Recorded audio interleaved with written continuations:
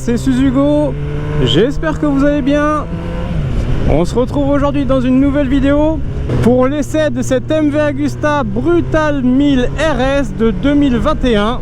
Donc qui n'est autre que la petite sœur de la RR que je vous ai déjà présentée dans une précédente vidéo. Et donc cette RS qui bien évidemment comporte quelques différences par rapport à la RR, donc que je vais vous lister tout de suite. Pour commencer, on va perdre tous les éléments carbone qui étaient présents sur la RR, notamment les ailerons sur les côtés, certaines pièces de carénage, le garde-boue si je me rappelle bien. On va perdre aussi toute la suspension pilotée Öhlins, donc à commencer par la fourche qui va être remplacée par du Marzocchi, et puis l'amortisseur arrière qui va être remplacé par du Sage. Donc on n'est plus en piloté électronique, on est sur du standard manuel, réglable dans tous les sens, on en parlera un petit peu plus tard dans la vidéo. Ce qui va changer aussi, ça va être tout ce qui est demi-guidon. On va retrouver des demi-guidons rehaussés qui vont accentuer, qui vont augmenter le confort qu'on peut avoir sur cette moto. Et ça, je peux vous dire que c'est pas négligeable. Et ce qui va changer aussi au niveau de la position, ça va être la selle. Ils ont remplacé les deux petits morceaux de triangle en contreplaqué par une vraie selle, et qui fait du bien au postérieur, quoi. On a vraiment une position ultra confortable. Et ça c'est très agréable sur cette moto. Donc voilà pour ce qui est des différences. Maintenant au niveau des similitudes, mais en fait tout le reste reste identique. Le moteur, le cadre, le freinage, les assistances électroniques, voilà, tout ça c'est conservé. Et ce qui va bien évidemment permettre de faire chuter le prix de cette moto, hein. La RR qui était affichée à 33 ou 32, là on passe sur la RS à un tarif de 25. Donc c'est pas négligeable aussi. Allez, let's go.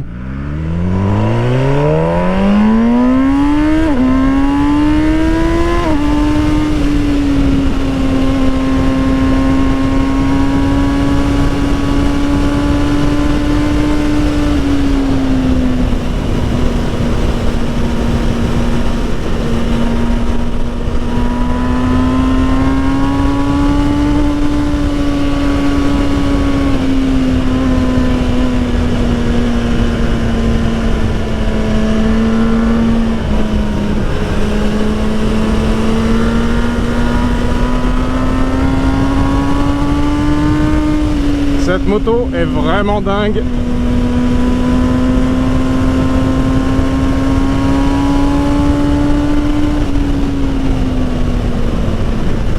Bon, allez, on va arrêter de faire l'idiot un peu. On va rester sur le poste de pilotage avec ce tableau de bord.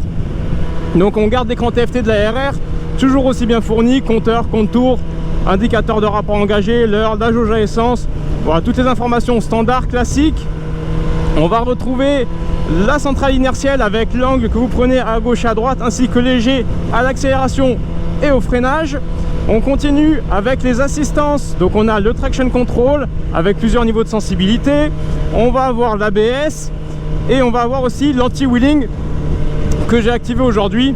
Voilà, j'ai mis un peu de tout aujourd'hui et j'ai activé toutes les assistances pour que cet essai se passe au mieux pour moi et pour la moto. Et on va finir sur ce tableau de bord avec le GPS. On peut toujours connecter cette moto à son smartphone via l'application MV et puis mettre le GPS et la destination et les directions s'afficheront au tableau de bord. Donc ça c'est ultra pratique. Au niveau des commodos, c'est ultra simple, on a un seul interrupteur qui va permettre de tout configurer. Il n'y a pas 46 boutons, il n'y en a qu'un seul. Donc ça c'est juste ultra intuitif, ultra pratique. Et sur le reste des interrupteurs c'est du classique. Et juste ici à ma droite on va retrouver l'interrupteur de launch control, donc le système de départ arrêté, et le régulateur de vitesse. Donc voilà, un tableau de bord, un poste de pilotage on ne peut plus clair, on ne peut plus simple et on ne peut plus complet aussi. On va enchaîner les amis avec le moteur. Donc ce moteur qui comporte plusieurs cartographies. Donc il y a un mode sport, un mode pluie, un mode race et un mode custom. Donc le mode custom qui va vous permettre, en rentrant dans les paramètres de la moto, de régler plus ou moins le couple de la moto, le temps de réaction de la poignée, etc., etc. Il y a beaucoup de paramètres. Aujourd'hui je suis en mode sport. C'est vraiment le mode qu'on va utiliser le plus souvent. Et on va pouvoir un peu diviser le comportement du moteur en 3 phases. On va avoir une première phase, donc du régime de ralenti à 6000 tours environ, où on a un 4 cylindres qui va être un petit peu creux, voilà, qui va être doux, qui va être onctueux, qui va être souple. Et passer les 6000 tours de 6 à 10, on va commencer à avoir la zone de fun, vraiment la phase où le moteur rugit, il commence à prendre les tours très très rapidement. Si on veut commencer à s'amuser, c'est là que ça va se passer. Si on veut rouler cool, ça va être vraiment sur la première phase. Et après, de 10 à 13, c'est là c'est la phase de satellisation, je vais appeler ça comme ça, hein. On a vraiment quelque chose de très impressionnant, des accélérations impressionnantes. Ouais, je trouve pas d'adjectifs, mais c'est un truc de dingue. Passer les 10 000 tours, on est satellisé. Ce qui fait qu'on a quand même un moteur assez polyvalent, puisque du coup on a une zone plutôt cool, plutôt onctueuse, plutôt souple. Et puis après le reste où voilà, on déboulonne le cerveau et puis on laisse le permis aux gendarmes aussi, je pense. C'est vraiment impressionnant l'accélération que peut fournir cette moto et en même temps la souplesse que peut fournir aussi ce moteur. Au niveau de la consommation, c'est jamais trop évident d'en parler, mais j'ai réussi en roulant ultra cool à atteindre les 5 litres au 100. Et après, en roulant un peu comme un idiot, on peut atteindre facilement les 10 litres. Moi, j'ai fait une moyenne à 7 litres, mais voilà, on peut largement les dépasser. D'ailleurs, en parlant de la consommation, premier côté négatif de cette moto, c'est au niveau de la jauge. Alors, on a une jauge, elle est sympa, mais elle manque un peu de précision. On est en ride-by-wire qui est très facile à doser, qui est très précis.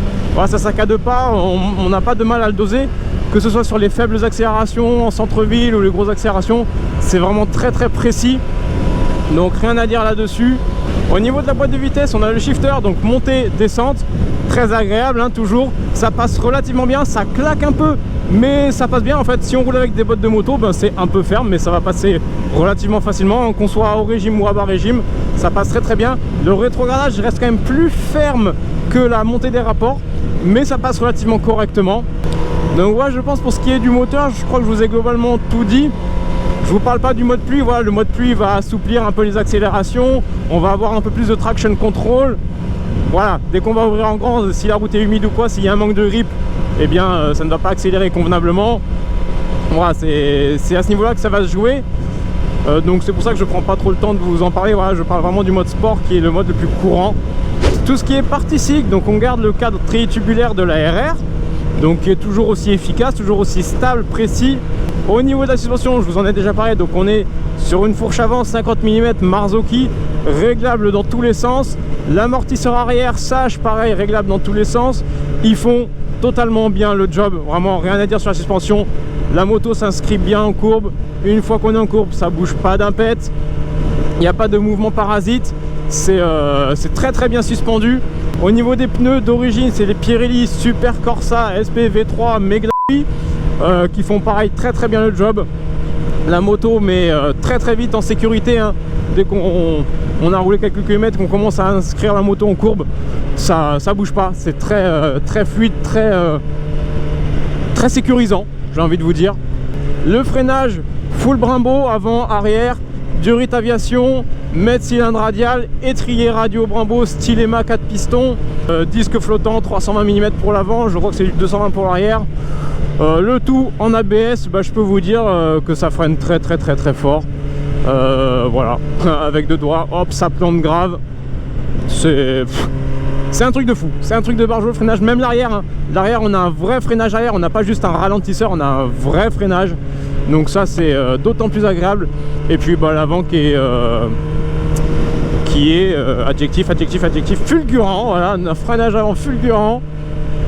Non, c'est très impressionnant, hein. Vraiment, ça plante grave, qui est facile à doser, hein. Ça reste très puissant, mais totalement dosable.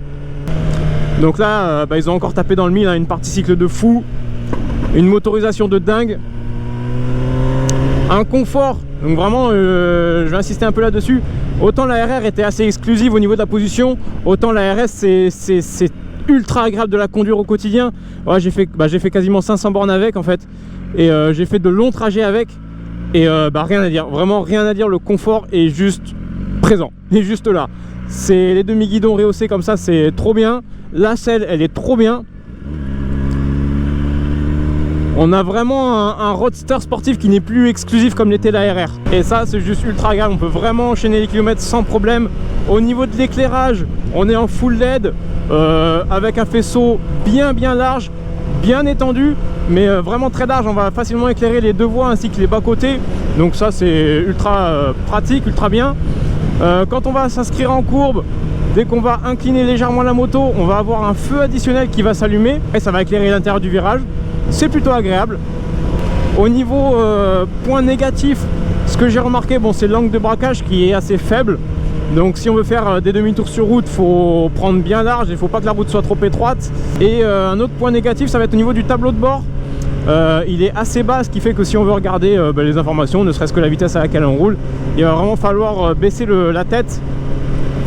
Et bon, c'est un petit peu contraignant. Il suffit pas juste de baisser un peu les yeux, là il faut vraiment baisser la tête.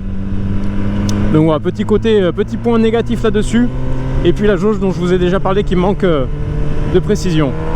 Donc j'ai eu l'occasion de l'essayer en duo cette moto. Et ma copine a apprécié. Vraiment, c'est sûr qu'elle avait tendance à avoir les genoux assez hauts. Mais bah, tout va dépendre en fait de la corpulence de la personne toujours. Hein. Mais elle s'en est relativement bien sortie, elle a apprécié. Et la position en elle-même, elle avait pas mal au dos, elle avait pas mal aux jambes. On n'a pas roulé non plus une après-midi entière. Mais elle a apprécié. Elle a apprécié le petit tour qu'on a fait. Donc un bon comportement en duo.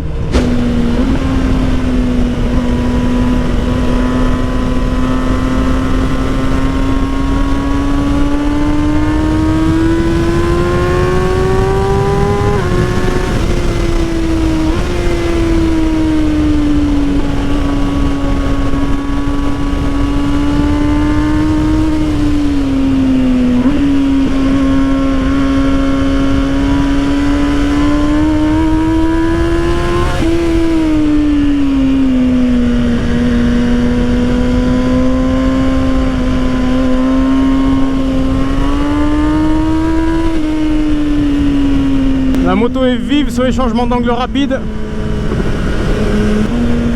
Je n'ai pas précisé son poids. 186 kg à sec, à peine 210 kg tout plein fait. Ça se manie tout seul.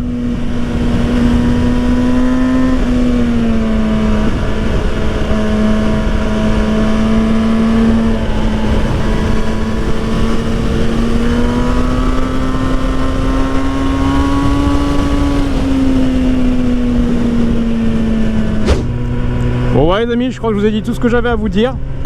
Fun, polyvalence, elle n'est plus exclusive comme l'était la RR. On peut vraiment rouler au quotidien avec cette moto sans problème. Quelques défauts, mais ça reste vraiment des défauts on va dire superflus. Et puis après bien évidemment le budget qui va avec, hein, voilà, ça on peut rien y faire malheureusement. Si vous avez des questions, si j'ai oublié pardon, de dire certaines choses, n'hésitez pas à poser vos questions en commentaire, j'y répondrai. Et puis si vous avez apprécié cette vidéo autant que moi j'ai apprécié rouler avec cette moto, eh bien je vous invite à laisser votre pouce en l'air et à vous abonner à la chaîne. Et sur ce, je vous dis tchuss!